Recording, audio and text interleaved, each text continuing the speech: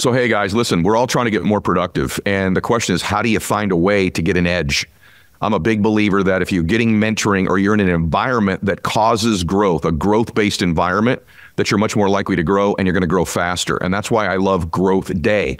Growth Day is an app that my friend Brendan Burchard has created that I'm a big fan of. Write this down, growthday.com/ed. So if you want to be more productive, by the way, he's asked me, I post videos in there every single Monday that get your day off to the right start. He's got about $5,000, $10,000 worth of courses that are in there that come with the app. Also, some of the top influencers in the world are all posting content in there on a regular basis, like having the Avengers of personal development and business in one app. And I'm honored that he asked me to be a part of it as well and contribute on a weekly basis, and I do. So go over there and get signed up. You're going to get a free, tuition-free voucher to go to an event with Brendan and myself and a bunch of other influencers as well. So you get a free event out of it also. So go to growthday.com/ed. That's growthday.com/ed. My purpose is to continue to evolve no matter what, but to continue to give that information back to my culture and to my people. I knew that if I wanted to get my parents' attention, I was going to have to develop my own self-confidence in who I was. So my mom, she said, you come back as the man we raised, or don't come back at all. Oh my gosh, but I was floored, Ed. You never make a decision while you're angry. It blows out the wind of the mind. You'll make decisions and do things that you will regret later. What makes someone become a leader in the street? So I get that you function, because so far, change the word streets and call it business. Right.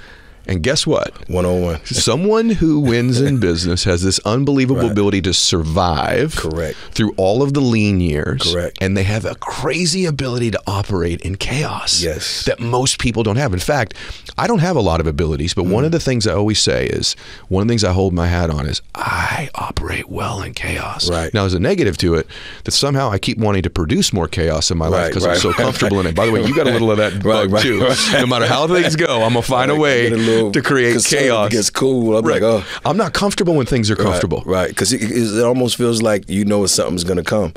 But to your point, when you ask how do someone become a leader? Yes. It's funny because Master P was he was my therapist before I even knew who he was.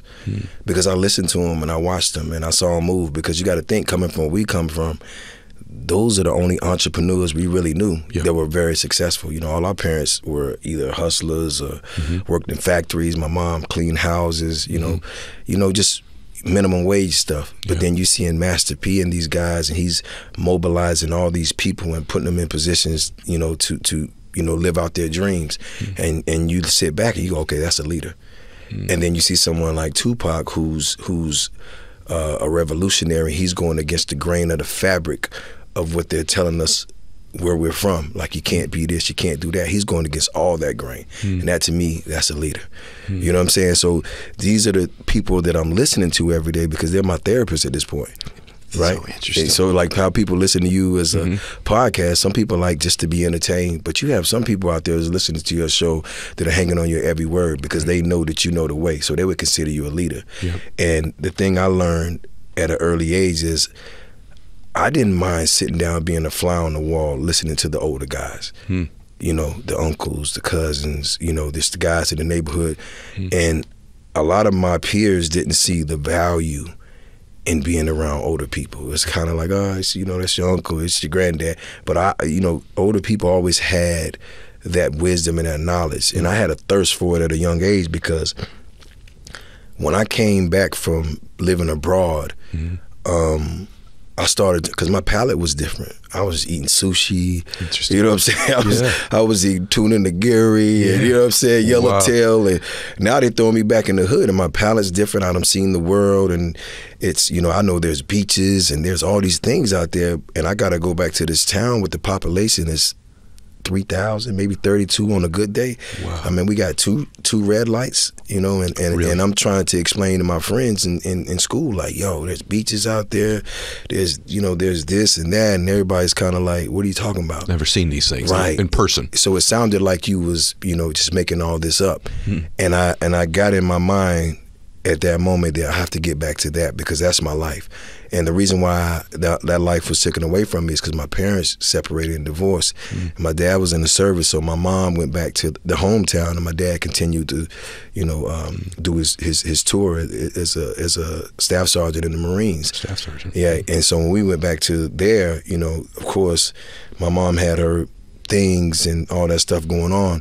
And it's crazy, Ed, because the trailer that we grew up in was no bigger than the studio room. No and way. I paid $3,500 for it, right? Wow. And that's what we lived in. Wow. My room was probably, the size of a bathroom in a you can barely even breathe in there, right? And for me, that was reality. So it's like you taken out of this life where you got all this opportunity and you put in this place. And I'll never forget it. Like, my whole mindset switched from being a kid to survival. I gotta survive. I gotta figure this out, because if I don't figure it out, this will be my life for the rest of my life. Unbelievable. Right. This explains to me, I really introduce you the way that I view you. There's a dimension and a depth to you. And now that I'm understanding your life story a little bit more, it's because there was dimension and depth to your early life. Right. Like, you really had two really different lives when you were a very young man. And now you had multiple lives as an adult. Right. The other thing you have after meeting you, it's the thing that I have in all my friends that I admire the most. And then I'm just unpacking for everyone success traits. Because I really believe, to a large extent, the streets, so to speak, which I don't understand, that's why I'm asking you, is a metaphor for life. It's just an exaggerated, compressed metaphor. Right.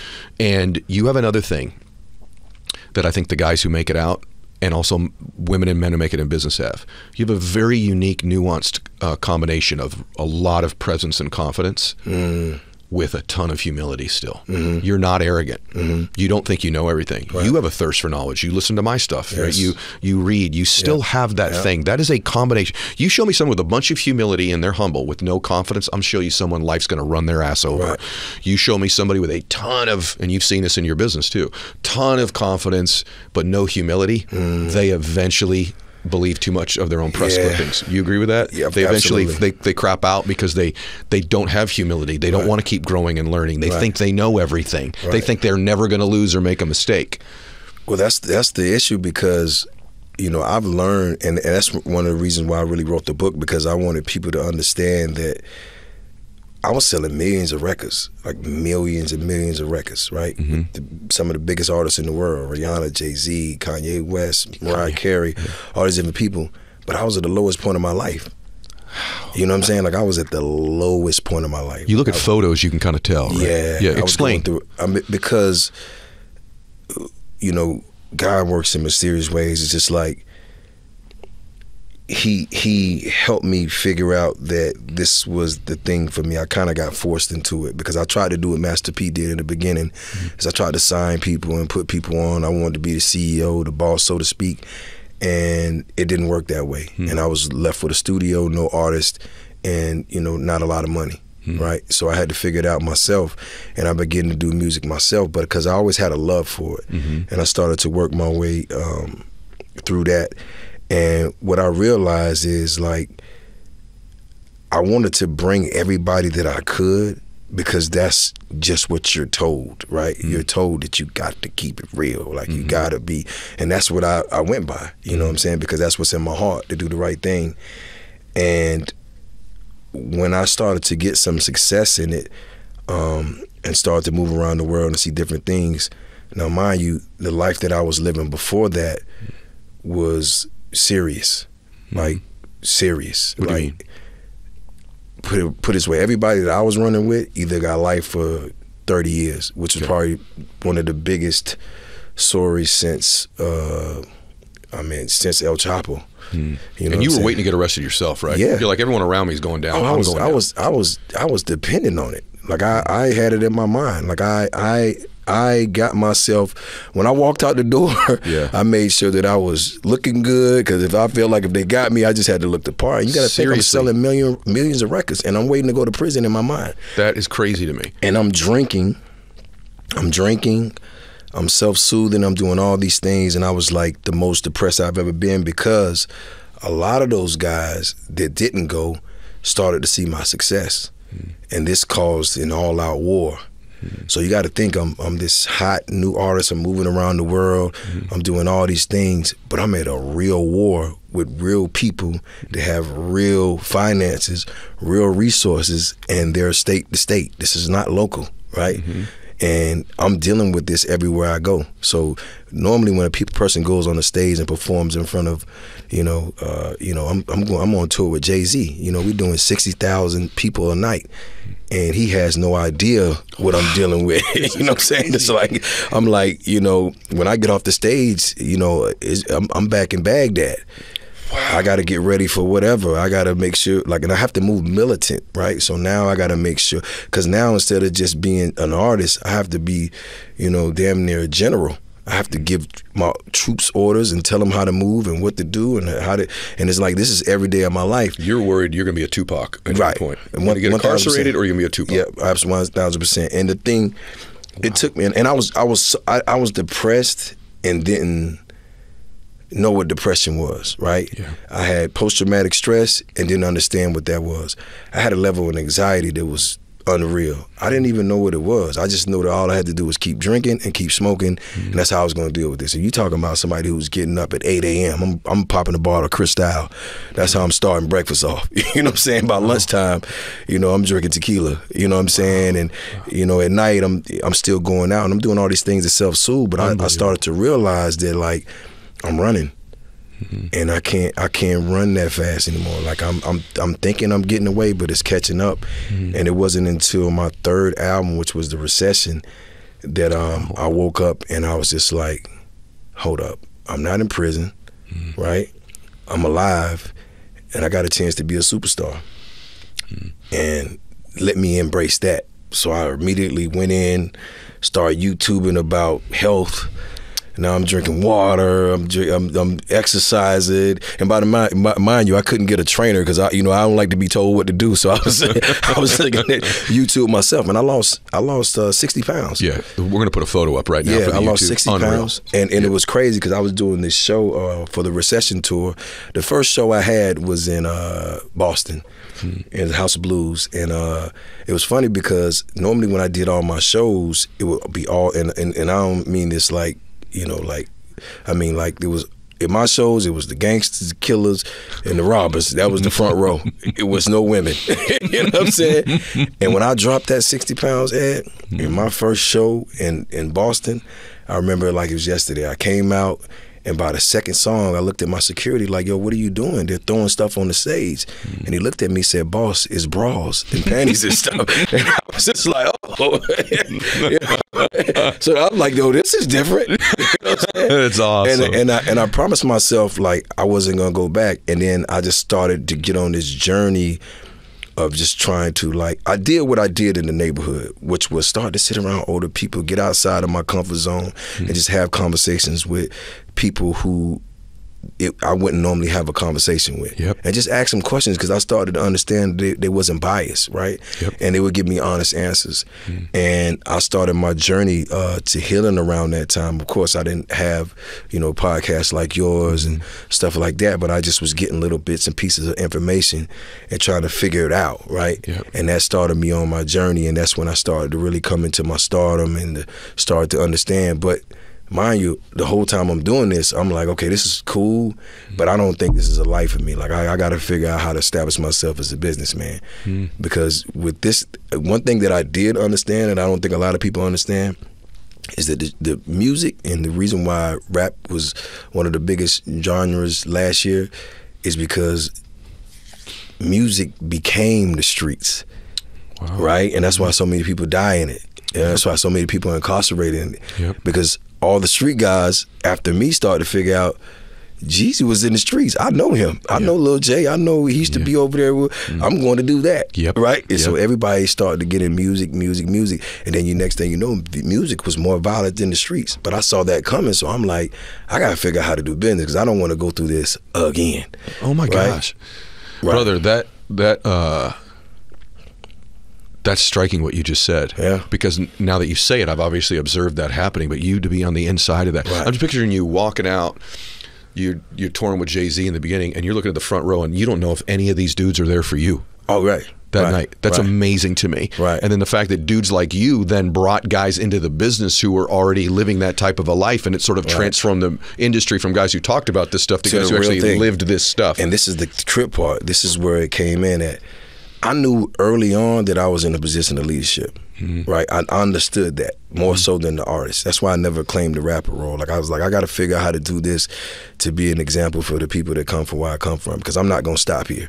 It's like being in the street. You don't want to start, you know, petty hustling, and then now all of a sudden you got this connect and you just stop there. I don't want to go to jail there. You know what I'm saying? Right. So what I started to notice is that, and even now, you know, and the reason why I feel like it's more my purpose, and I have to lean into my purpose to show this generation behind me, how do you evolve in it? Because just imagine when I got in, it's just like Jordan versus LeBron, you know, and things like that. You got to know that this generation is getting a way different type of money, so that comes with a way different type of power. So they're able to do things that we couldn't even do, and they're able to, you know, like, just say for instance, when you got money to throw around like that, you can make a lot of bad things happen. Yeah, you feel what I'm saying? And if your mind and if your mindset isn't to lead people the right way, then you already know what that is. And I do want to say this because I don't want to sound like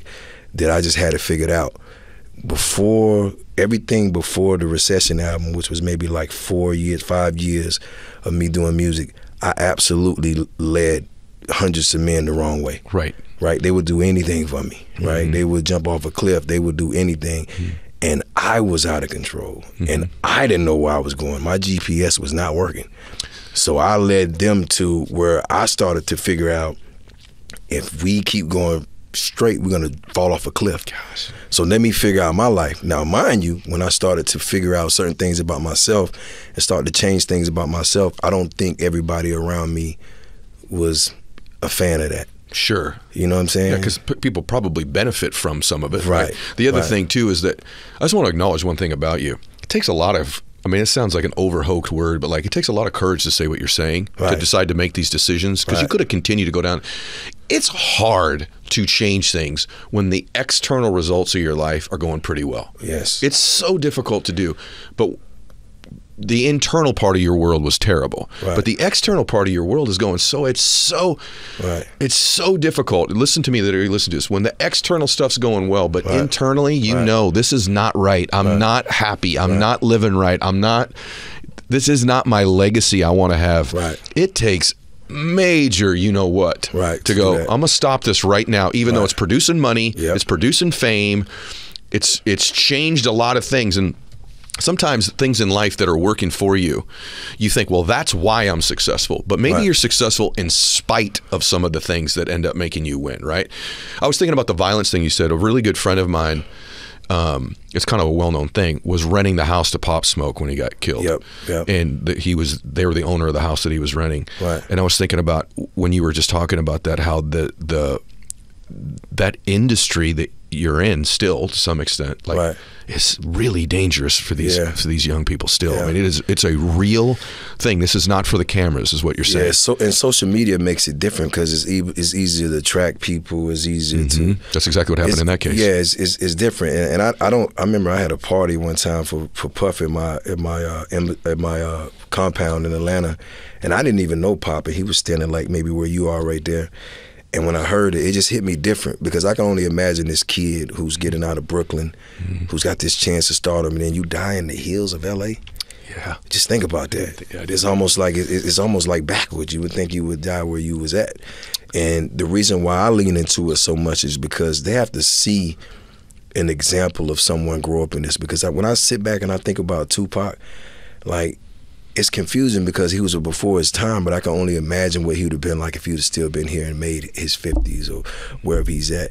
And I've been one of the lucky ones that have, you know, and I'm not going to try to dumb it down or nothing. Like, what I've been through, I don't think the average man can go through that. You know what I'm saying? And not just from the things that I was into, but just all the people that I've lost over the years. I can go into the thousands, you know, of people's, you know, the hundreds of funerals, the just so much. And what it did to me is, and what I've been working through now is, and we was talking about Lewis earlier, like me and him been really talking about it, just like, you know, it numbed me. Like it you know, I couldn't really understand what emotions were, right? Because once you lose people, and I talk about it in the book a lot, you just get this thing like, well, yeah, it wasn't me, so I got to keep going. Because you're running. You're just trying to keep running and staying alive. And over time, I just got this thing where I felt like people were complacent. You know what I'm saying? Because it was just, I just tried not to get too close, or try not to show too much love, because it's almost like you just never know, right? Brother, in a weird way, this conversation's happened at such an interesting time. Without being personal, I will say Andy Frisella is a really good friend of mine. Right. We were talking this weekend about not the same thing, but connected to it. And we're both talking about how even at this stage of our lives, like we're just running and we're running and running and running and running. And although not for the same reasons, but all my relationships, I feel like as I'm in the middle of this run, have just become really surface. There's no depth to my relationships. Right. And it's just like, I'll get around to it. I'll get around to it. I'll get around. We were both saying, hey man, like we're best friends. We don't even see each other anymore. Like it's on the phone. You all right, bro? Yeah, all right, bro. Right. And then like a year goes by. And that's a part of life. Like everyone's got to evaluate in a different way. Not the same thing as what you were going through, but like how much of your life are you putting on hold because you're in this run that maybe like some of these other things may matter more. Your friendships, your relationships, the things in your life that matter. You said GPS earlier. You got this thing that you write about your something GPS. I want you to my mental GPS. This is so good. I know what it is, but I wanted you to be able to say it. Right. In my former job, I've been very successful. Yes. Right. And we call them plays. In one play, you could be almost, you could have millions of dollars, and in one play, you send your money to the wrong place, you could be broke again. Yeah. Right. And I went through that so many times. So like having it, not having it, having it, not having it, not having it. I never robbed or took anything from anybody. I always was priding myself on like getting out and figuring it out. And what I started to notice is like even when I lost things, I would get it back like tenfold. Right? Because I always had integrity. My grandmother raised me. She's a Christian woman, very serious, Sunday school, the whole nine. You're such an interesting man. You're so interesting to me. Easter speeches, the whole nine. And but she, you know, I really had a good heart. I just got caught up in the streets, right? And one thing that I started to realize is if I just keep my integrity and my name is good and my reputation is good, I can always figure out how to get it back around. Because one thing that I did learn about, like in business, if your reputation is good and you're a good person and you pour into people, no matter what it may be, even at your hardest time, somebody might just point you at the right person or send you in the right direction because they know you're good. And the reason why I call it mental GPS, you know, I feel like there will never be a time in my life where if I lost it all tomorrow that I couldn't get it back. Right? Because I know, I understand it, and I know how to get back where I left, right? And then to keep on that path. And when you from where we from, when you lose it, you know, people go bad. You know what I'm saying? Not like Wall Street where they jump off buildings, but they'll rob their brother. Like they'll take from their, you know, they'll take from their best friend. You know what I'm saying? And not just take. I've seen, you know, situations where people murder their closest friends, you know what I'm saying, or kidnap, you know, kids or whatever. And it's just like when you're in a life like that, you know, it's hard not to, because the sad thing is like the culture respects violence, you know, more so than money, you know. And it's just like either you're going to be a leader that it leads with evolution, or you're going to be a leader that leads with violence. And that's how it works, you know what I'm saying? So there's not a lot of leaders that lead with evolution, right? Because those are the ones that, you know, you ever heard like when we talk, we say, wow, the good guys got to go. Those are the ones that get killed. It's interesting you say that. The ones that lead with evolution end up experiencing the violence. Right. Yeah. There you go. You know, we're both thinking. I was thinking of Dr. King, right? Same thing. When you said it. Same thing. Malcolm and even X. some of these kids in, you know, like Nipsey Hussle. Great example. One of my great, you know, Nipsey Hussle, we used to trade books. Nipsey he had a heart of gold. And when you look at his situation, you can't help but think like, how could, you know, like this was somebody that was pouring back into the community, but he was leading with evolution. Yeah. Right. And the guys that lead with violence, you know, end up being in these situations where, you know, they live longer. So, you know, as a result of that, I watched an interview you did, and you said, I really don't trust anybody. Right. And then the host pushed you a little bit, and you're like, well, was my former life. And I watched, I said, nope, he still doesn't really trust anybody. Like if we're being really, really honest, like let's just cut to right. I don't think you really completely trust anybody even right now. You're absolutely right. Okay. But I find myself opening up more and being transparent. But I still have to keep, you know, what kept me, even though it doesn't serve me that much in this life, I'm learning to trust and to understand and to get only quality people around. Because when you have only quality people around, it's easy for them to show you that they can be trusted to a certain extent. But I will tell you that 98% of the people that I let in my life have burnt me in some type of way. You know what I'm saying? And to the point where I'm just like, I already knew that was going to happen. Why did I even go there? Yep. And my reason, I think, for not trusting is I've never, outside of my grandmother, I've never experienced someone who gave me unconditional love. Yep. Right? And I never experienced someone that gave me like full transparency. Yep. And, you know, I used to live out of survival and fear, you know what I'm saying? But I try now to live more out of love. But, you know, I still can't, like Nipsey Hussle, like, I can't think that I'm exempt to what is going on because I'm still a part of that culture. Yep. So I have to still, it's almost like being a soldier. You know, if you go to, you know, Afghanistan or whatever and you come back, you still have that mentality that I got to protect myself and my family if something happens because I know how to do that. I knew today was going to be good, but I didn't know it would be this good. Oh, no, I mean it. Right. And I'm going to tell you something, like when you're this honest, you pull honesty out of me and other people. And here's the truth. So I'm not a part of that culture, but I'm a part of life. Right. And I think that, again, I think that culture is like a microcosm, a compressed version of what the rest of life is about. Correct. And if I'm being really honest, same with me. I think even saying 98 is a generous number. Right. It might be like 99, right? 0.7324, right? Like, and I think what I landed on was I'm going to be trustworthy, but I'm pretty guarded with my trust. Right. And life has proven to me that. And by the way, what's cool about that conclusion is that it's caused me to try to search for where can I trust, and for me that's God. Right. Like I don't put my faith in a man. I got to tell you about that too. Please do, because that's what I've reached to. Please go ahead. What were you going to say? I mean, you know, I must say, like, I don't know what's been going on with me lately. You know what I'm saying? In like the last year, but I used to pray all the time because my grandmother taught me to pray, but I never heard anything. Right? I never. But like lately, like I might be like meditating, and he talks to me constantly. I love it. And I'm serious, like to the point, like it almost scares me sometimes, right? And you know, nobody's perfect, right? So as long as I walk with God, I know I'll be good, right?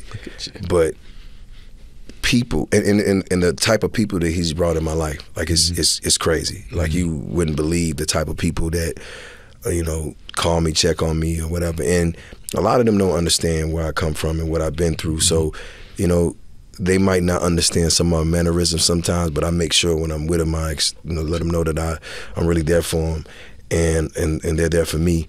But what I've noticed, and you said about trust, is like I trust that God is going to make sure it's good, but I still got to watch the front door for us. You know what I'm saying? I just can't let anybody in the front door. Yes. Because that's our sacred space. And, you know, it's so interesting because you look at any part of life, I'm quite sure anybody can say that they don't really have people that they can trust. And the thing about coming from, like, where we come from, especially where I come from, I can't even say that about some of my closest family.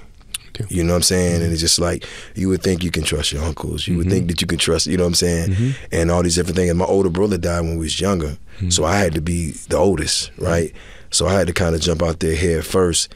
And my experience with it just put me in a place where I just put up all these boundaries, right? And what I'm starting to notice lately is that, you know, that wall that I put up, you know, it protected me. It kept everything out. I mean, it kept everything out. Well, it kept everything in, but it also kept a lot of stuff out. So a lot of my blessings that were supposed to come to me, they were out by the wall because I was blocking them, right? Oh, boy. So I didn't take the wall down. I just took like the first 3 layers off so I could see over the wall. So I could see. Look at that. Right. That's such a perfect description. Right. By the way, that is such a perfect description. Right. Because if you don't let people in, you are keeping out so many blessings in your life. Yeah. I think it's almost like for me, like, by the way, taking a few of those bricks, those levels off the wall is exactly what I've done. Like, you're saying things that either I haven't had the confidence to say or the ability to say that I totally agree with. I love when I'm talking to somebody and I'm like, because it hits my heart, like, that's truth. Right. Like, you know what I mean? Like, that's truth, what he just said. That's what I've done too. And almost a little bit, other than with God, I trust but verify. I don't have to verify with God. That's already been verified for me. Right? And I also trust God will bring people into my life that can get close to me. But I also believe there's free will, there's free choice. Right. And he's going to teach us lessons in life. There are Judases in our lives, right? That's part of the stories of the Bible, or whatever your faith might be. Right. There's that. There's also, though, it's really interesting. You could have written a book about a lot of things. You wrote one about adversity. Yes. And I'm like, because there's a ton of topics you could have done about, overcoming limiting beliefs, overcoming your environment, because you transcended an environment, which is very rare in life. Why is adversity the topic of the book, and why did you think this is the thing I want to talk about? Oh, wow, that's a great question. That's what I pride myself in. You know what I'm saying? Like, I would be that adversity specialist, if you will. Yeah. That's what keeps me going. That's my purpose. My purpose is to continue to evolve no matter what, but to continue to give that information back to my culture and to my people, and to be an example of what it's like to come out of that. Because every situation that I've been in, and it's funny that we was talking about God, I don't care how crazy it got, he always put somebody in my life around the time that I needed some information or an ear or a connection or just a process. It never fails, right? And I truly believe that he does that for me to show people that you can maintain your integrity and be a solid individual and still survive, right? I love it. Without doing anything that would go against who you are as a man, and then your legacy. Because when you think about some of the great leaders, they did great things, right? But their integrity is what kept you locked into them, right? Because you got people that's successful, but they did a lot of foul things, and when you hear people talk about them, you're like, wow, I never knew that. I know. And adversity to me is that small glare of hope. Because if I tell you what I went through in this book, your life might be totally different, but you might be up against the same odds. I can tell you that that's the truth. My life is totally different than yours. Right. But I see great storytellers tell me stories with a you meaning. Right. So as I read your work, I didn't grow up like that, but I have my version of it in my life. Right. And so the lessons in the book, the lessons in this conversation, I don't care what someone's life story is. Right. These are facts. Like, you said something so important, that God has sent you that person when you needed him, the information, the insight, whatever it might be. Yeah. I want everybody to hear this man said this, and the reason that I want you to hear it is he does that for you too. The difference is you need to be in expectation that he's going to and aware that he's going to, because he has probably sent those people to you previously in your life, and if you're not aware he's doing it or open to the possibility he's doing it, you will miss them. Yeah. You will miss them. It's like that analogy of the people that are sitting on the roof during the flood. Someone comes by and says, hey, jump on the boat. Nope, I'm waiting for God to save me. Somebody else comes by in a boat. I'm waiting for God to save me. Third guy comes by in a boat. I'm waiting for God to save me. Then they drown and they get to heven and they go, God, I thought you were going to save me. He goes, I sent three damn boats. People in a boat. 3 boats. Get in the damn boat, right? And so there's you have to be in expectation that God is going to send you a blessing at some point. But if you're not looking for it and expecting it, you don't hear them or see them or feel them, and then you miss them. You have to be in a good place too, though.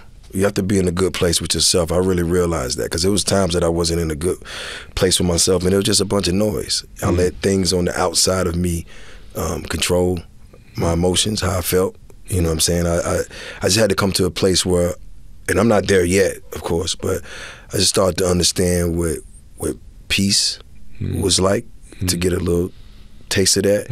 And I started to understand what going inward was about. Because the minute I started going inward, everything changed, right? Because now I can't fault anyone in my life for what they done to me. I have to look inside and see how I reacted or what I've done to contribute to that, right? And I can't blame anyone else, right? And for me, when I started to understand that is when things started to slow down, right? Because I wasn't present. I go have conversations with people. It's all on the surface. Yeah, it's all good, whatever. And I'm gone. But then I started taking time, like, to look people in their eyes and be like, "Are you all right, man? How you feeling? Like, what's going on?" And I started to have conversations where I wasn't, leading all of the conversation.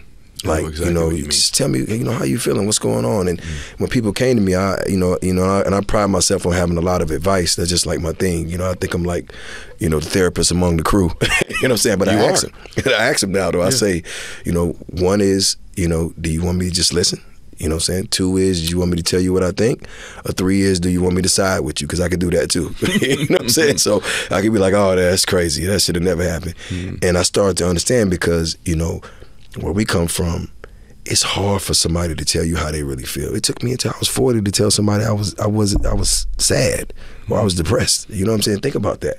Or I don't feel confident about this. You know what I'm saying? Yeah. Or that I might be concerned. Yeah. Because when you're that guy, you have to... Can't show weakness. Yeah, you can't show anything. You said earlier, I'm depressed, I'm drinking. Right. I'm drinking a bottle of champagne in the morning, moving to tequila in the afternoon. Right. You're eating, you're heavy. Yeah. Right, you're stressed, you're worried, you're running. Is there any one thing you did, or was there any one moment, or was it just an accumulation of things where you're like, that's enough, I can't do this anymore? I would say this, I didn't have a purpose before then. I was just chasing money and trying to get out of my situation.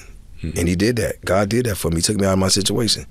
And I'm 4 albums in, about 8 million records sold. Crazy. Like, but what am I doing for him? How am I continuing his message? What am I doing? He took me out of a situation where I could have had a life sentence. It was there.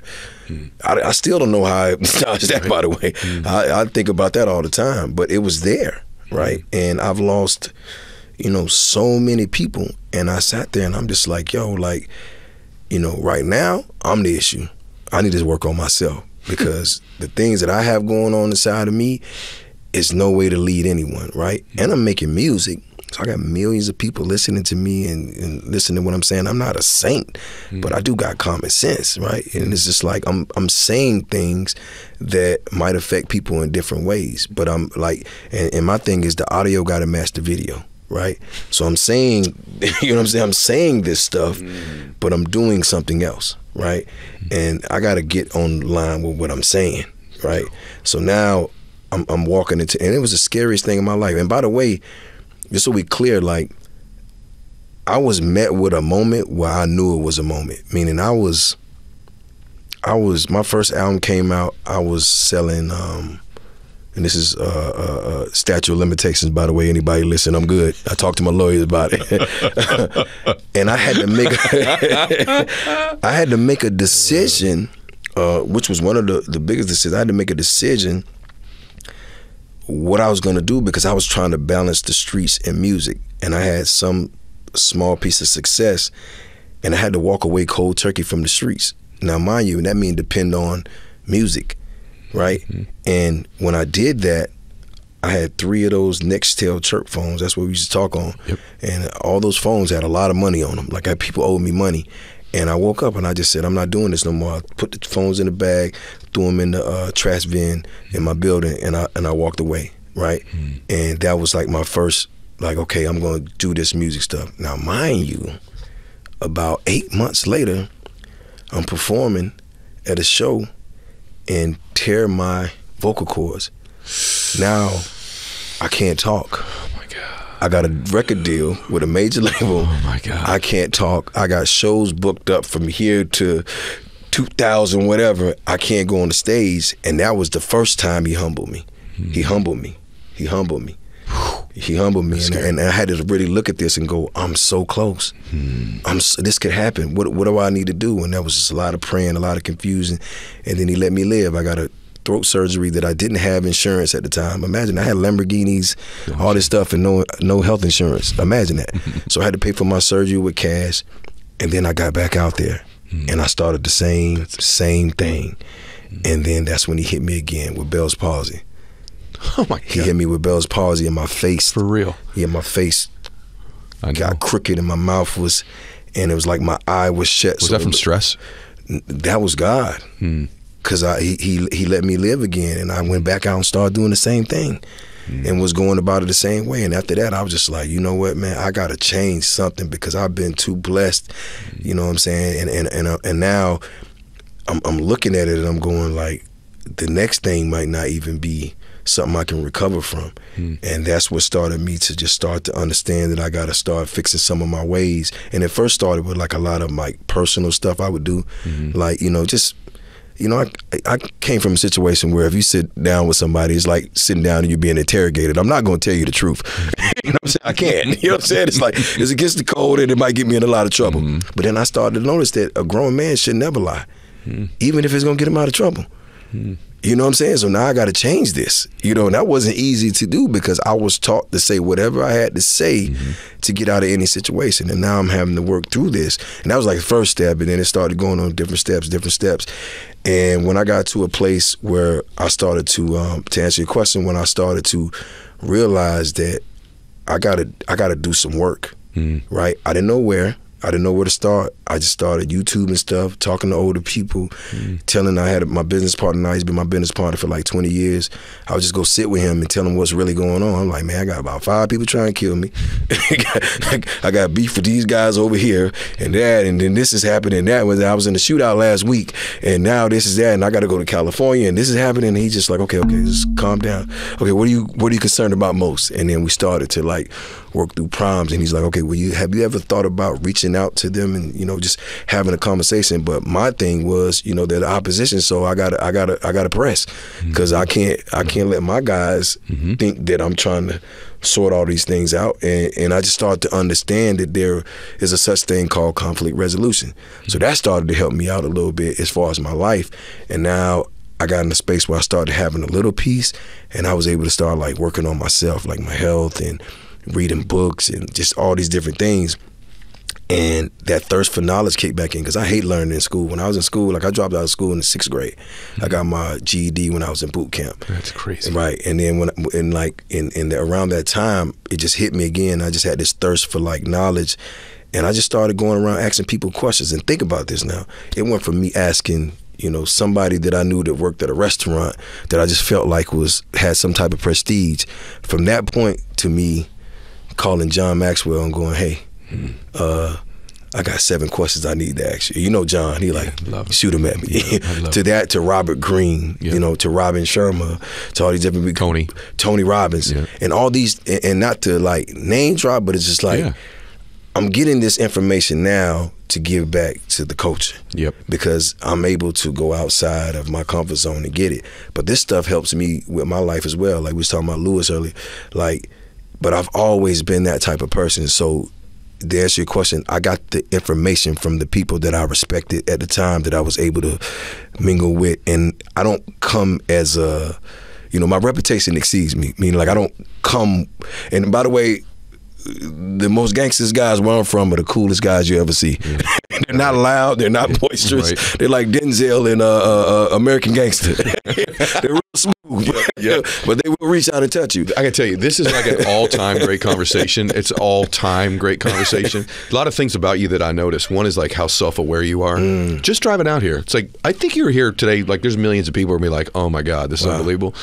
But at the same time, lately on this show, God sends me the right person in that seat for me.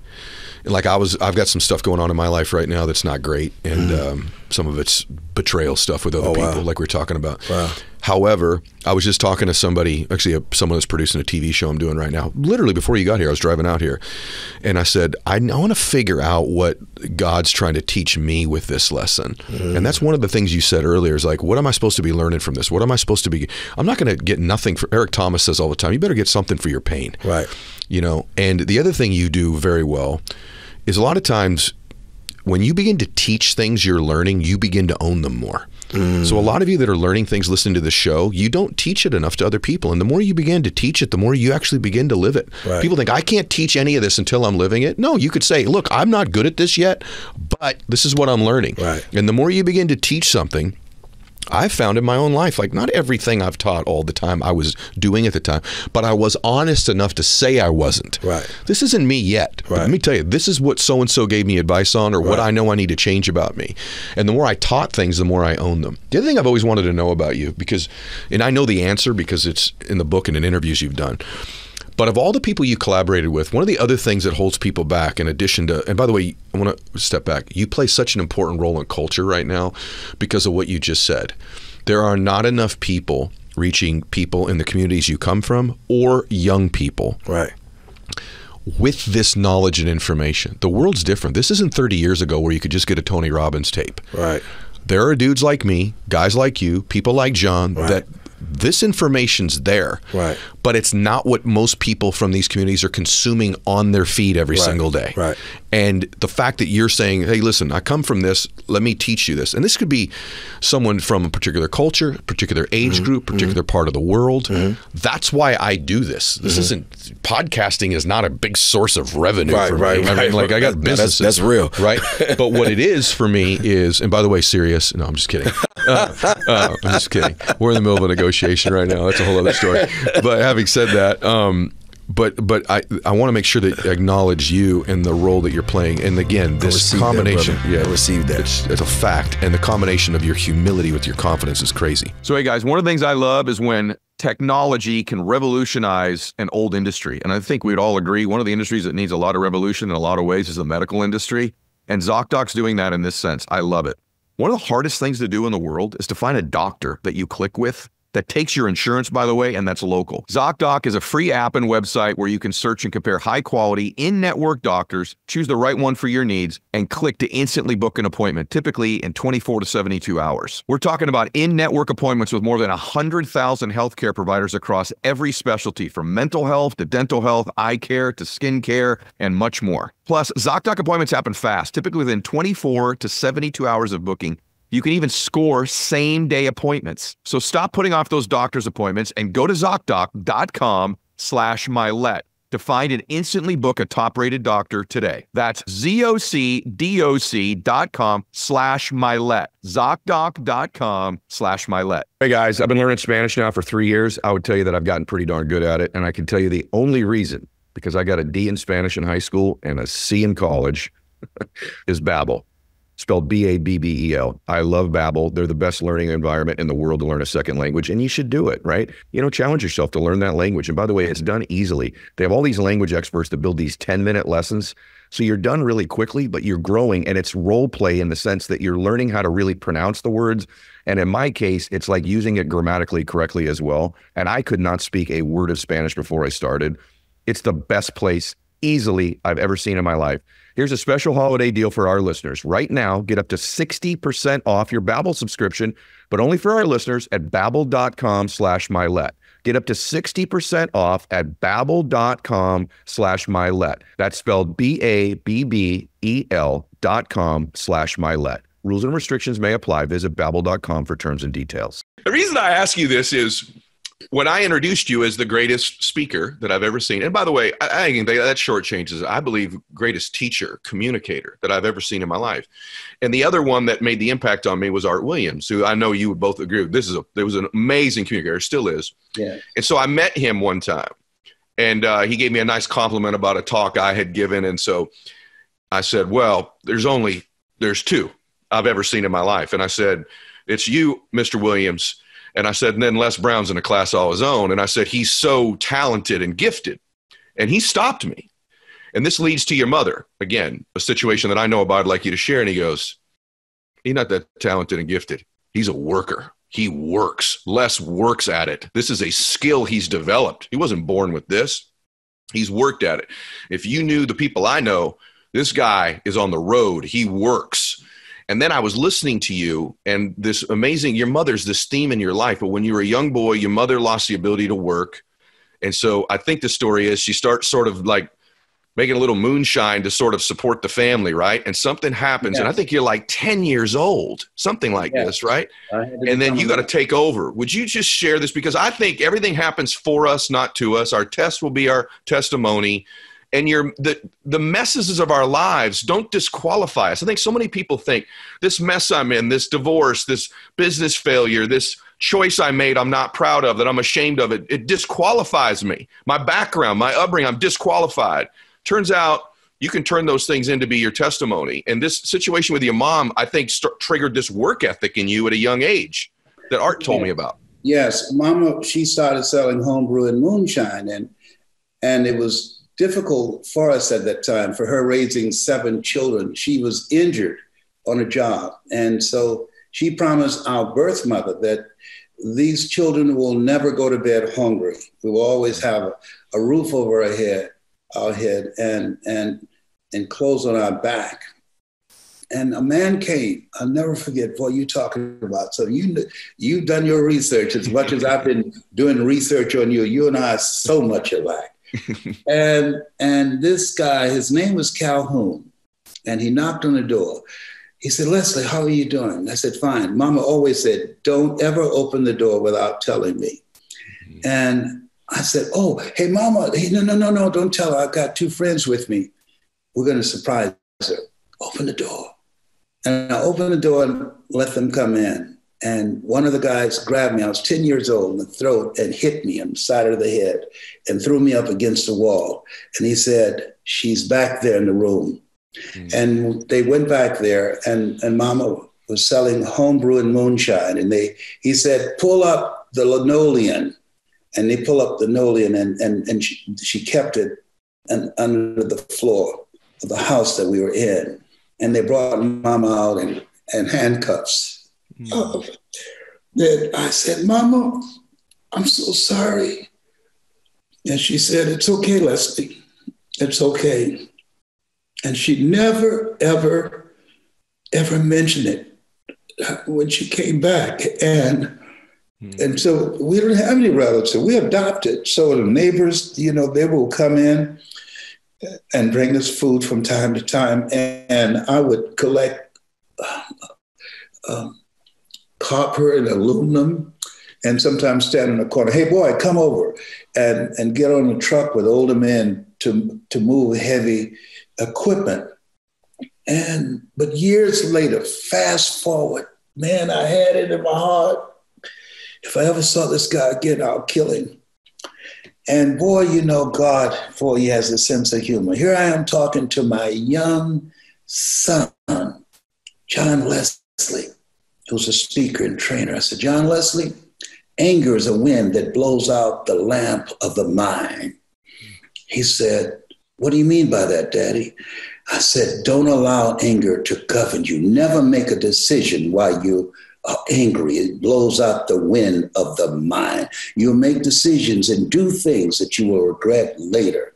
Wow. At this time, a guy comes over and tapped me on the shoulder. And he said, "Hello, sir. I just want you to know we here in Miami are so proud of you." I had a talk show at King World that paid me $5 million to do, the Les Brown talk show. Now look, I'll never forget his face. I said to myself, "Oh my God, it's Calhoun." Oh my God. Now here's my son here, and I'm looking at this guy's face who put my mother in jail. And man, I was get short in the breath, and John Leslie said, "Daddy, you all right?" I said, "No." And this guy, he just kept on shaking my hand. "Man, yes, Leslie, man, you really making us all proud." And I said, "Excuse me, sir, excuse me." And I went outside, and my son said, "What's going on? Is this something you ate?" I said, No, John Leslie. I got to go. I said, let's get in the car. I got to go. He said, what's happening, Dad? And I drove away for a little while, and I parked on the side to collect myself.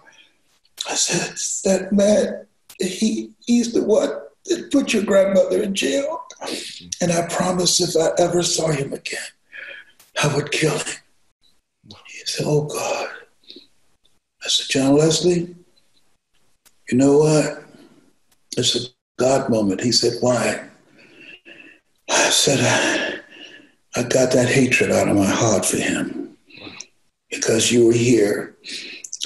I have to model what I'm teaching you. People say, practice what you preach, but now God put it in me. I got to preach what I practice.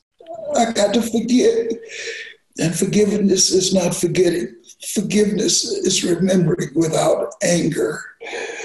I forgive him, but most of all, I forgive myself. Please forgive me, God, for carrying this anger and hatred all these years. Wow. Yeah. Wow. It was deep. I've never told this story before. Oh, my gosh. Yeah, this thing, you know, Forrest Gump had a point. Life is like a box of chocolates. You never know what you're going to get. That's all I got to say about that. I can't believe you just shared that with us. Oh my gosh. Your life is, one of the things about you, Les, is that your life is such an example of what's possible. I mean, everybody, I want you just picturing this about this beautiful man. I want you, he's born, his mother ends up giving him to adoption to Mamie, he and his brother. They live in these conditions. He's 10 years old. His mother has to go away for a while. He's got to support the family. He's had all these incidents he's had to observe up close. There are other ones with his mother when she's cleaning houses and this woman claps her hands because she's got to know when her mother's in her room because she's going to steal something, which his mother would never do. This man goes on to influence millions, I mean, literally millions of people's lives. And then this is what's great about all of us making our dreams come true. When you make your dreams come true, the dreams of other people and dreams you can't picture also come true because then he influences this goofy dude, me, 20-something years old, working at an orphanage, and it inspires me to change my life. So it's just your life is such an example. And what's interesting to me, Les, is it was mainly tied to mom, meaning you wanted to do something great for your mother all your life. And that was bigger, I think, than any obstacle that got in your way. I'd like you to share this with people because I think most people don't understand the power of having something big you're going after that means more to you than the pain you're going to have to go through in order to get it. I don't think enough people set huge, big goals that are from the heart. Don't you agree? Yes, you said that. I was listening to you last night. You know, Dexter Yeager, as you know from Amway, he said, if the dream is big enough, the odds don't matter. And so when you say dream big, that's major. One, there's power in pursuit. Because as Jim Rohn said, it's not the accomplishment of the goal that matters.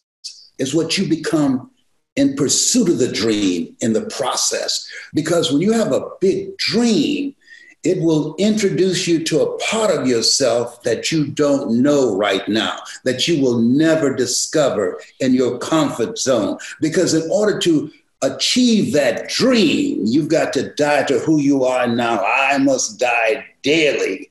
You must die to who you are now to give birth to who you are to become. I believe that all of us have stories of greatness in us. And follow me as I say this, as this download. We all have stories of greatness within us. In the beginning was the word. Thou shalt decree a thing and it shall be established unto you. When shall the kingdom of God come? Seek ye first the kingdom of God and his righteousness, and all these things will be added unto you. When shall it come? The kingdom of God cometh not by observation. They shall say, is neither lo there, lo here. Behold, the kingdom of God is within you. And that kingdom is voice activated. So when you speak, people who are in a dark place, you will bring them out into the light. When you speak, somebody's got a gun to their head. When you speak, they'll realize life is God's gift to me, and how I live my life is my gift to God. When you speak, someone who's depressed and feeling anxious will remember, be anxious for nothing. I'll keep thee in perfect peace, whose mind is stayed on thee. So that's the power that you bring, and all the products that you have on YouTube that I mean, how ironic. They said, coincidence is God's way of staying anonymous. I've been so marinated listening to your stuff. And then you've been listening to me. Come on, look at God. What a mighty God we serve. Come on. You can't make this stuff up. That's like my honor to think that you listening to my stuff. I got to tell you, you guys, you know, you just get what I told you all, you just have this treasure. It's like, you never want to stop hearing from Les. I mean, he's just remarkable. And the way you pull things and download them from all these places is just, it's mind blowing. I wish I were that great. You are the messenger and you are the message. Let's go back first. And let's just go to 13 years ago today first. We can go back from there, but let's just go to that. What does that feel like when you hear the words that you are guilty and going away? What is the emotional feeling that someone like you, only you can experience? What is that moment like in someone's? I've always wondered. I've never been able to ask somebody that question before. Right. No, it's like looking down the barrel of a gun and someone pulled the trigger, and that's it. I mean, they unloaded on me. And what does it feel like? It feels like rock bottom. That was my rock bottom moment. And it feels like I felt like I got punched in the stomach really hard. When you know the wind is knocked out of you. Yeah. When the judge read the sentence out, 65 years, and it was like, man, they just hit me with life. And I knew it was going to be bad, Ed, because I walked back in the courtroom. First of all, the trial lasted 6 days. 6 days is a long criminal trial for crimes that were non-aggravated. No one was ever home during the burglaries I committed. They were all meth-related burglaries, property crimes around meth. Now, it doesn't mean I didn't do the crime. I did the crimes, and I was a bad guy, because when I broke into people's houses, my victims, I didn't just steal their property, man. I stole their sense of security. Yeah. And so I deserved to go to prison. But the trial lasted 6 days, and over those 6 days, the jury heard the story of Damon West. And as they heard the story more and more, they began to resent and hate Damon West. And I could see it in their eyes. I could feel it coming out of them. And they had every right to, because here's a guy in front of them that had everything going in life, every advantage, every privilege, every opportunity. And Ed, at the end of that 6-day trial, they went to deliberate for 10 minutes. Oh my gosh. 10 minutes, bro. 10 minutes on your life. 10 minutes on my life. And I came back in the courtroom. What? They give you a bologna sandwich whenever you're in the breaks back there. People don't see this, but in the back, they have a holding cell, and they bring you lunch, because your lunch is a bologna sandwich when you're in jail. And I'm sitting there taking a couple bites of the bologna sandwich, and the bailiff comes in and says, "They're ready." And I'm like, I couldn't even chew the sandwich. My throat knotted up. I spit it out in the toilet. Are you freaking kidding me? Yeah, man, because it's like, oh, dude, that's not good. So I walk back in the courtroom, and I have 2 paid attorneys, Ed. I'm a white middle-class guy in America. I've got 2 paid attorneys. I've never had a felony conviction. I thought I was going to get probation that day, and I thought I'd be out getting high, because I'm still an addict in my addiction, right? And so I come back into the courtroom, and my second chair counselor, the woman named Karen Lambert, she said, "Brace yourself, it's going to be bad." And I'm like, "How bad, Karen?" She said, "Well, you were gone for that brief 10 minutes. The jury sent a note into the judge from the jury room. They wanted to know if they could give you life without parole." Ed, life without parole is a capital punishment. These aren't capital crimes. I'm like, "Karen, that's crazy." She said, "Get ready." And the judge came back in. "Damon Joseph West, you are hereby sentenced to 65 years in the Texas Department of Criminal Justice." The first thing I heard was my mother gasp out loud. She's behind me in the courtroom. And, you know, the sound only a mother can make when she hears her son get a life sentence in prison. And Ed, that day, there's so much going on. And after the moment's over, the sheriffs are on me, the bailiffs are on me, they're handcuffing me, they're dragging me out of the courtroom. And I lock eyes with my mom on the way out the door, and all I can think to say to my mom, Ed, is, "I'm sorry, Mom." And I don't even know that I fully understood that I meant it or anything like that, but it's the only thing I can think to say to my poor mother. My father's there too. But Ed, right after that trial was over, my mother and my dad are brought into this. They put me in this little room, it's got a bulletproof glass, and they told me to wait on the other side of the glass. And my mom and my dad were escorted, and they feel sorry for my parents because I just got life. And so my mom has a conversation with me. It's a 5-minute little one-off deal, and she's just on it, man. And she's telling me, she's like, "You know, Damon, debts in life demand to be paid. You just got hit with one heck of a bill from the state of Texas," because she said, "You did the things they said you did. So you're going to have to go to prison. You're going to pay that debt. You owe Texas that debt." She said, "But you owe your father and I a debt too." She said, "We gave you all the opportunity, love, and support to be anything you wanted to be in life." And she said, that's how you just repaid us, Damon? She said, that's not going to work. And she's reminding me, she said, we raised you in Port Arthur, Texas, a giant melting pot of a city. Gave you a great moral compass, which you chose to not use. She said, so here's the debt you're going to pay to us. Now, Ed, here it is, man. This is the direction of my life. This is those moments that you come to and you say, this is where it changed. She said, when you go to prison, you will not get in one of these white hate groups, one of these Aryan Brotherhood type of gangs, because you're scared because you're the minority in there. She said, that's not going to work. You were never raised to be a racist. You're not going to start now. She said, you will not get, your mom's awesome. Yeah, she said, you will not get any tattoos while you're inside that prison. You don't have any? No, I don't have any tats, man. I mean, and I was in the joint for almost 10 years, man. These guys, they want to tattoo every inch of your body in a joint. Man, every time these guys would come up to me in prison, Wes, let me put a tattoo on you, man. I'd be like, man, dude, I can't do it, man. My mom said no. Yeah, because she did. Awesome. Because listen to what she said next on May 18th, 2009, 13 years ago today. She says, Damon, no gangs, no tattoos. She said, you come back as the man we raised. Or don't come back at all. Oh my gosh, brother. I was floored, Ed. Yeah. Like, your mom rose to the occasion really right there too. And she's a nurse, man. She's used to traumatic situations, right? She compartmentalized all the pain and got to work. And I asked my mom since then, I said, Mom, what was it like for you? Because I'm very, like I said, I want to ask you questions today. I want to ask questions. I want to understand people in the moment. Yeah. She said, Damon, what I envisioned was my son is on a gurney dying, and I'm doing triage to save my son's life. Bless your heart. And I stepped up, and that was what came to me from the Holy Spirit. She said, and my mom's a very devout Christian woman, so she said, that's what came to me, but it was like you were on a gurney dying, and I've got to stem the flow of blood or you're going to die. My gosh. So everyone, I want you to step back for a second. First thing is, you're hearing this unbelievable story, right? And we're going to go deeper on it. But I want you to know, as we go through this story, you're going to begin to hear some of the turnarounds and the strategies and the tactics that have produced this guy sitting in front of me, because some of the people that I admire and respect most in the world have been recommending Damon to me for some time. And God's just so amazing, man. We've been, kind of trying to put something together for a while, and I send you a message on Instagram. I go, hey, May 18th, get there. Yeah, right? That's it, man. You're like, I'll come, right? And little do I know that that'd be the 13-year to the day anniversary of you getting life in prison. I had no idea what the date. I didn't even know what the significance meant at all. So God is just absolutely amazing that he sends you to me on that day. I call it God things, man. And that's why I text you, dude, you're never going to believe this. Not only is it the 13-year anniversary, it's my 3-year anniversary of being married. My wife and I, Kendall and I, got married 10 years to the day that I got sentenced to life in prison. You came to see me on your anniversary. Now I really love you. Thank you. Oh, man. And your wife probably hates me, but no, thank you. We were in Mexico a couple weeks. I sent you that video. We were in Mexico, that's right. and so we went for our anniversary trip a week early, a couple weeks early, because I have so many speaking engagements going on. Isn't this good to hear, by the way? Because now you guys know there's like a happily ever after at some point. But let's stay in this thing here. Let's go. So, okay, you get sentenced, but let's go back. They were it sounds pretty severe from what I understand happened. You had nonviolent robberies, basically, in your history, and you were a meth addict. Is that accurate? Absolutely. Okay, so that's a long time. Life in prison with 65 years for nonviolent, robberies. But you did the crime and you did time for it. It just seems excessive to me, and I think it is excessive. But let's go back. You get raised by obviously these beautiful parents. You're an unbelievable athlete, right? What was it? One decision that altered the direction of your life? Is it one time you just decided to use drugs once and you just bam, you were hooked? Or what took place? What took you down the road that led you 13 years ago to this day to sitting in that room?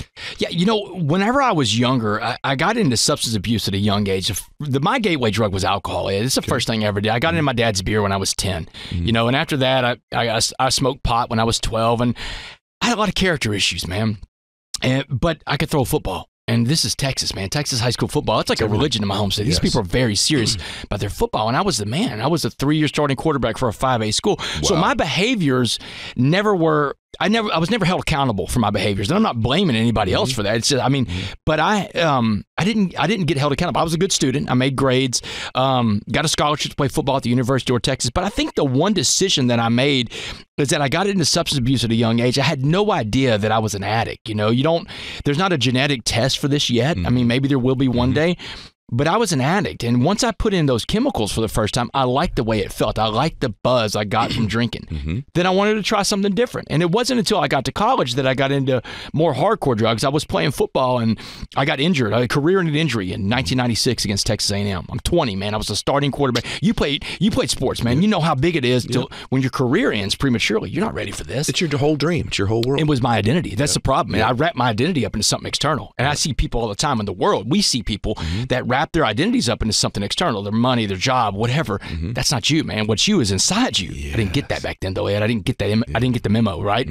So I got into hardcore drugs in '96, cocaine, ecstasy pills, graduated college, went off to work and worked in the United States Congress, worked for a guy running for president, worked on Wall Street. Ed, I was a Wall Street. I was training to be a stockbroker in Dallas when I was introduced to meth for the first time. But now we're back to the one decision of substance abuse, man. Once I put the chemicals in at a young age, I liked the way it felt, and I chased that.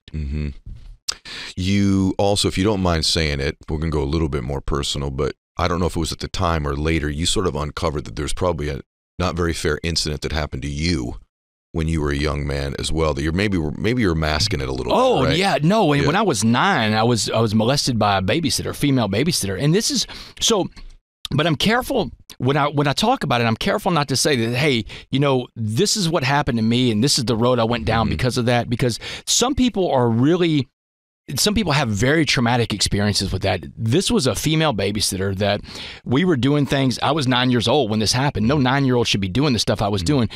But it didn't affect me in the sense, Ed, that it's like, oh my God, my world was turned upside down. I can't believe this happened to me. What happened to me with that is I got introduced to adult behaviors at a very young age. It's like someone lets you inside that big door, and once you got on the other side of that door at 9, which you're not supposed to be on the other side of that door at 9, there's all these other doors, but those doors aren't locked. Those doors are for adults. You can just open doors to adults because you make choices. But I got on the other side of that door at 9 years old, and now there's drinking, there's smoking dope, there's skipping school, cutting classes, chasing girls, all that stuff. I got introduced to that at a very young age. So very well said. Very well said. I love how you just said that. I don't want to use it as a crutch because I know that some people are very traumatically affected by that. And I'm not trying to minimize the fact that it did affect me. But what it did to me is it introduced me to adult behaviors at a very young age. And when I touched that live wire of substances, I liked it. First off, I really believe whatever it takes for you. Before I thought what Munger and Buffett did was so good. I love those two guys. Yeah, they're awesome. But before we get that, like whatever it takes, I'm just going to share. If you take nothing else from this podcast today, take this.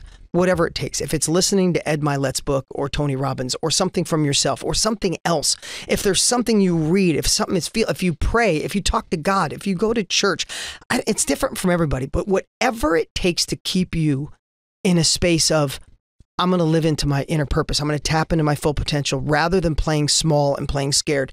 You figure out, this isn't a show about personal development. You can read Ed's book and lots of other things, but do something to keep you focusing on where you can go and not sit on your hands. I was with Tom Bilyeu 2 weeks ago and he said, during times like this, people talk about fight or flight. He goes, that's not what happens here. It's the third F. They all freeze. So true. And I was like, wow, I got goosebumps. I was like, that's right. So unfreeze yourself, whatever it takes. Secondly, very good. By the way. Very good. So the second thing, once you start realizing that we're not giving you that answer today, I'm saying go find that answer. But the other thing, I love what Buffett said. He said, during a recession, during inflation, invest in yourself. Get better at what you decide to do than anybody else. Because if it's, he said, Reichmarks or seashells, you'll just get more of the pie.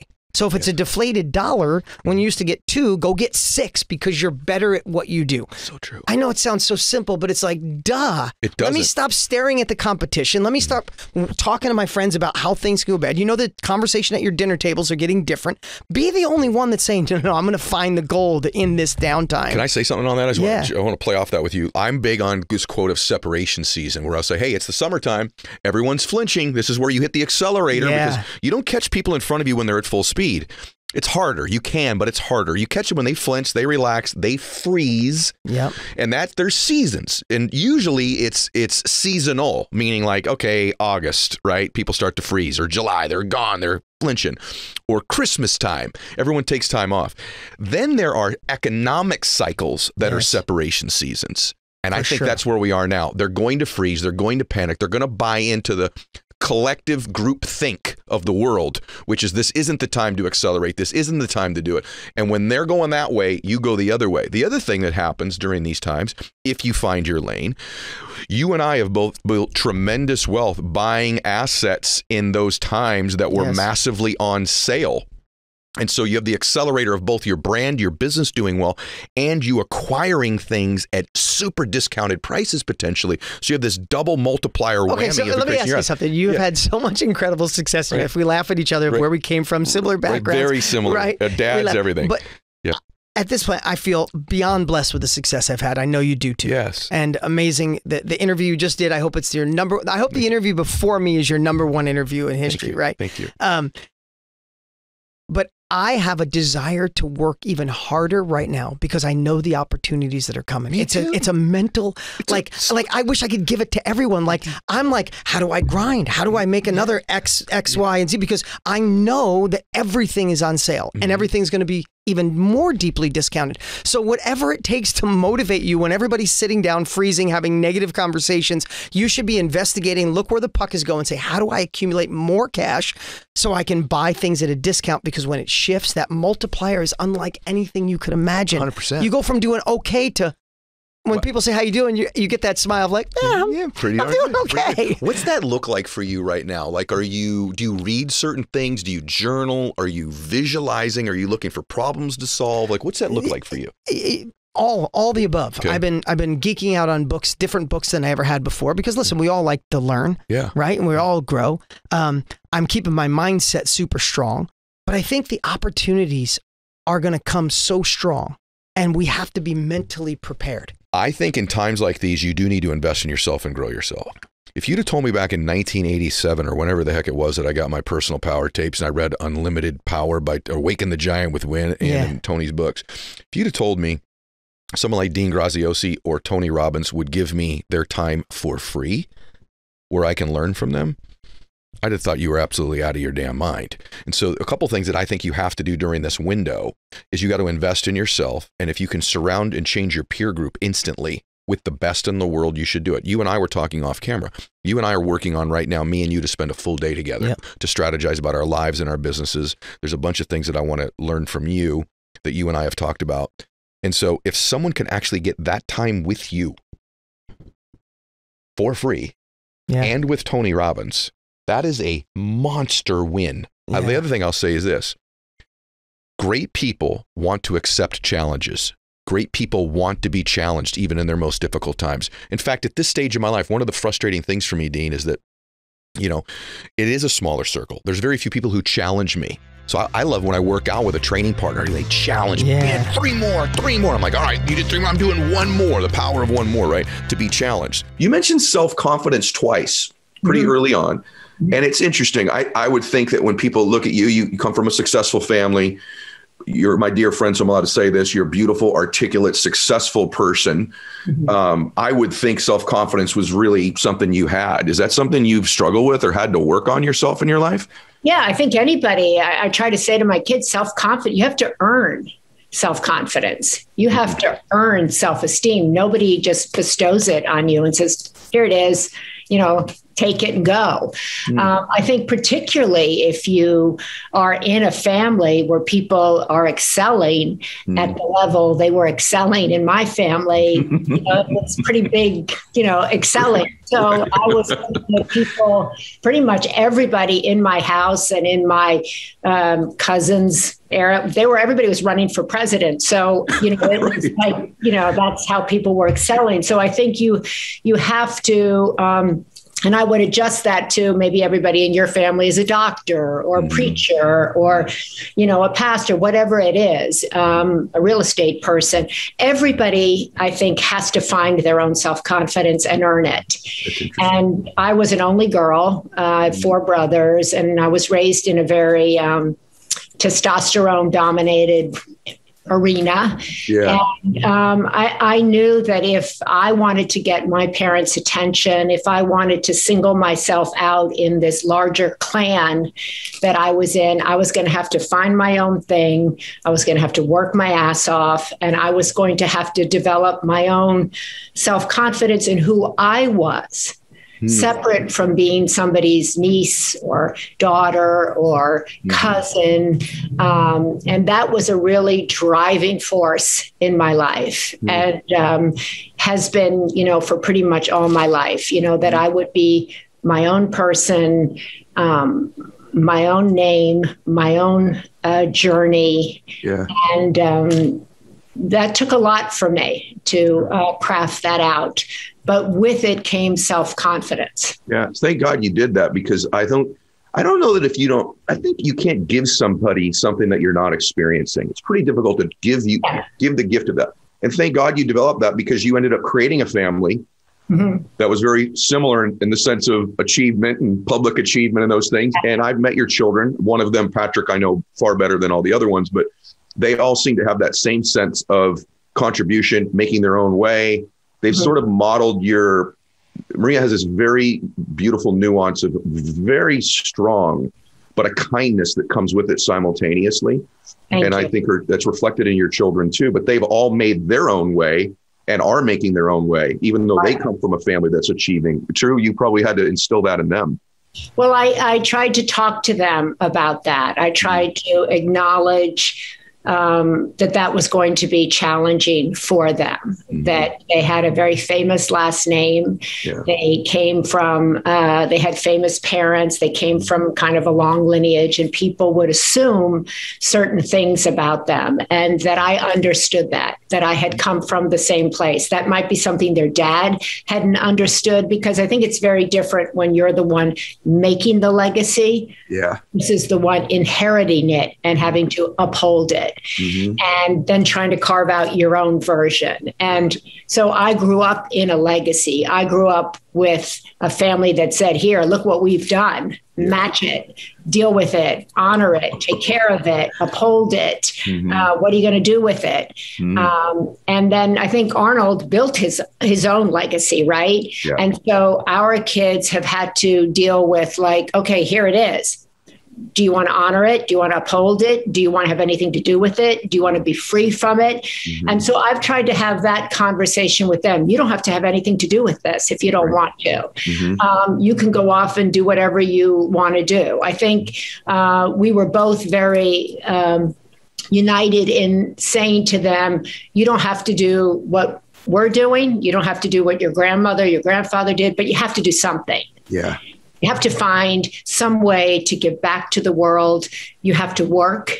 You have to develop a work ethic. You have to craft your own life, design your own life, but you don't have to carry what your dad's done, what your mom has done, what your grandmother, your grandfather have done, if you don't want to. If you do, great. I think, I don't mean to interrupt you, Maria, but I really think this is so important, because the people that listen to the show, by and large, are people that are they're becoming the one in their family for the most part. I call it the one, where you do sort of change your family tree forever, right? You're an achiever. And so most of you, maybe you're not going to be the president or the governor, but you're the breakaway person in your family. And then if you're going to be raising children in that environment, this lesson's huge, that these conversations have to happen.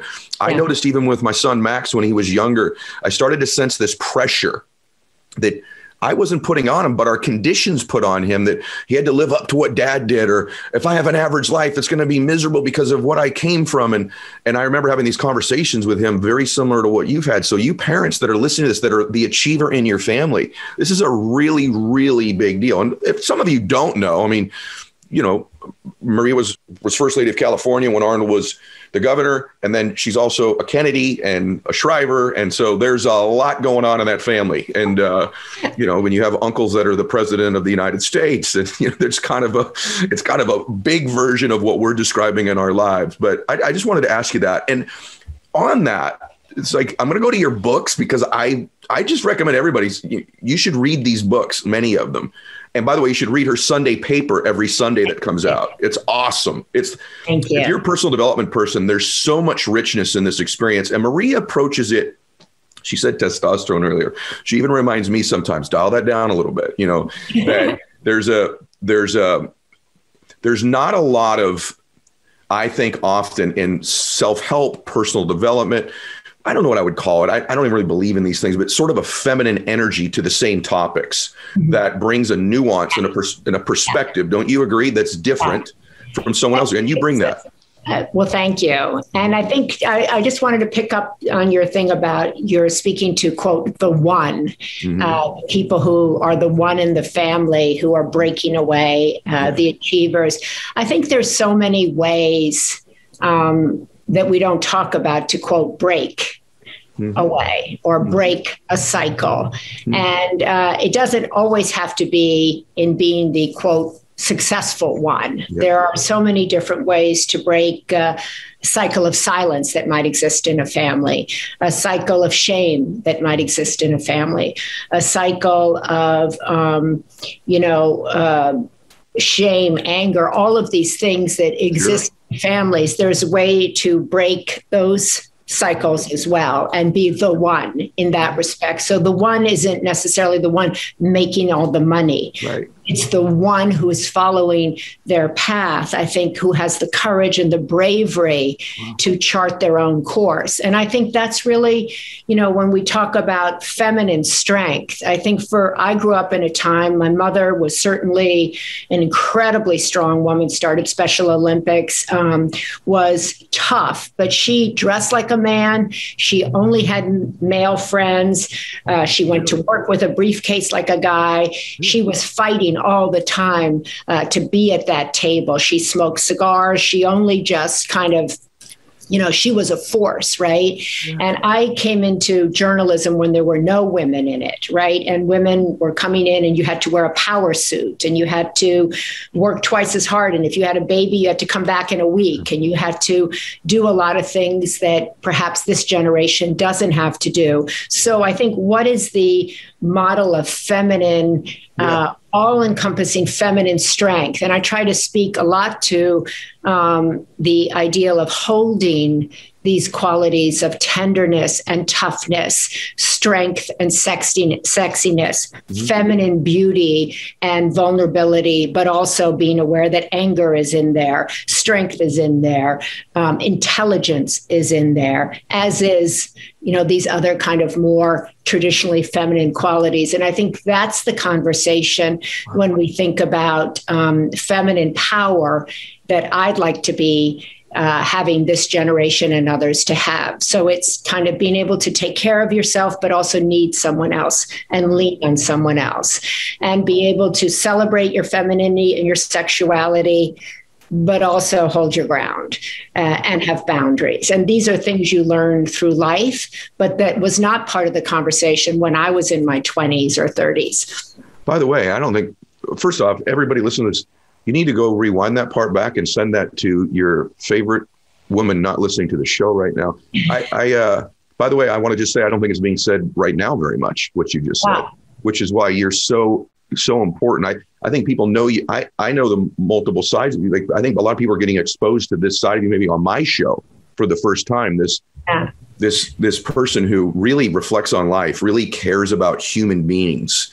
And I think I don't know. I think one thing we share in common is like we take our life seriously. I don't take myself, maybe sometimes I take myself too seriously, but I do take this gift of being here pretty darn seriously. Like I want to, I always call it maxing out, but I want to contribute as much as I can. I want to grow as much as I can. I want to pause as much as I can at this stage of my life too. That's become much more important. But one thing I did do, because my dad was good at this, my father could care less about material things, achievement. It was not even really discussed. It was, who are you going to be?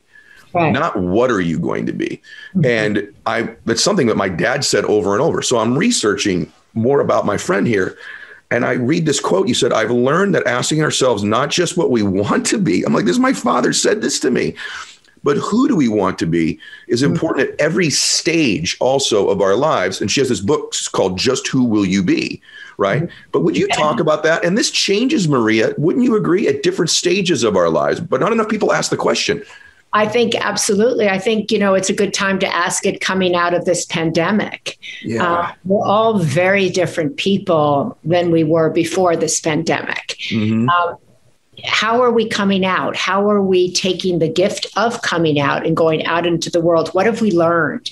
How have we changed? What did we notice during that time, right? Yeah. Who checked in on us? Who did we check in on? Who turned out to be important? What turned out to be important? So I think it's, I used to always say that I noticed growing up in a political family, it was the only profession that penalized you if you changed your mind, and still does, by the way. You're right. It doesn't allow for you to have been affected by life, to change your mind. You're always pointing, you're a flip-flopper, you're a changer. Right. And I don't want to to me, what's really troublesome, somebody at 50 who's exactly the same as they were at 30. Me too. No, that's a problem, because that means that for 20 years, nothing made you think, nothing made you reevaluate, nothing impacted you. Yes. How could that be? How could that be? Yes. Right? And so, like in the last book I wrote, I've been thinking, I write a lot about all the things that I was wrong about, that I've changed my ideas about, because life has happened to me, right? Yeah. My parents are both dead. I got separated after being with one person for 34 years. My kids are grown up. They've left their house. I've achieved certain things in my journalism career that, propelled me. So I've got to be different at this age than I was in my 20s. That was one of my questions, Maria. What is one thing you used to really believe about life that you no longer believe? Just one thing. Oh, my God. I used to think that, weakness was kindness. I used to think that, being gentle was a sign of weakness. Really? I used to believe, oh my God, I have so many things I used to believe. I used to believe you had to earn your way into your parents' heart. I really believed that. I really believed that if I did well in my professional career, that my parents would love me. And if I didn't do well, they wouldn't. I was wrong about so many things. I believed that divorce was a huge sin. I believed that I grew up as a Catholic. I believed that priests were infallible. I believed that women should be secondary citizens in the church. So today I'm angry at my church. I believed that the Democratic Party was the only way. I resigned from the Democratic Party. I believed, I never believed I'd be sitting here single at my age. I would have thought that was like, what's up with that girl, that she's single at that age? Does she not have anybody who loves her? What's wrong with her? So there's a lot of stuff that I thought, if I were that 30-something-year-old, 35, 40-year-old girl looking at me, that I would have made a judgment about.